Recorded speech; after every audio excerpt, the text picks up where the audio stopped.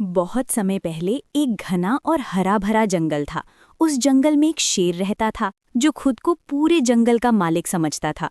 वो बहुत ताकतवर था, लेकिन उसकी सबसे बड़ी कमजोरी उसका घमंड था। शेर रोज ऊंची आवाज में दहाड़ता और कहता कि जंगल में जो भी होगा उसकी मर्जी से होगा। जंगल के सभी जानवर उससे डरते थे और उससे नजरें मिलाने की हिम्मत भी नहीं करते थे। शेर का ये घमंड दिन ब दिन बढ़ता ही जा रहा था। वो बिना वजह छोटे जानवरों को डराता, कभी खरगोश को दौड़ाता तो कभी हिरण को धमकाता। धीरे धीरे जंगल की खुशियां खत्म होने लगी।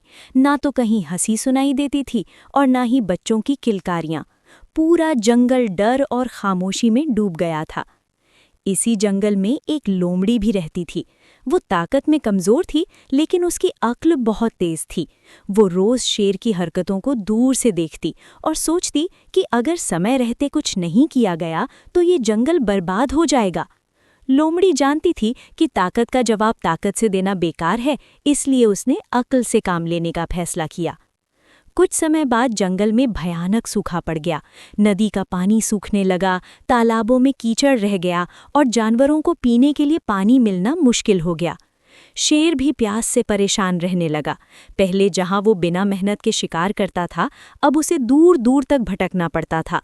यही वो मौका था जिसका लोमड़ी इंतजार कर रही थी। एक दिन लोमड़ी धीरे से शेर के पास गई और बड़े सम्मान से बोली कि उसे जंगल के एक ऐसे गुप्त स्थान का पता है जहां हमेशा ठंडा और साफ पानी मिलता है। शेर को उसकी बात पर भरोसा तो नहीं हुआ, लेकिन प्यास और घमंड दोनों ने मिलकर उसे अंधा कर दिया। उसने लोमड़ी को चेतावनी दी कि अगर वो झूठ बोल रही होगी तो उसे सजा मिलेगी। लोमड़ी ने सिर झुकाकर कहा कि वो कभी अपने राजा से झूठ नहीं बोलेगी। इसके बाद लोमड़ी शेर को जंगल के अंदरूनी हिस्से में ले चली। रास्ता कठिन था।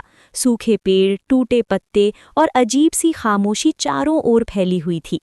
चलते चलते शेर थक गया, लेकिन उसका घमंड उसे रुकने नहीं दे रहा था। लोमड़ी मन ही मन जानती थी कि उसकी योजना सही दिशा में जा रही है। कुछ देर बाद वे एक बहुत पुराने और गहरे कूनी के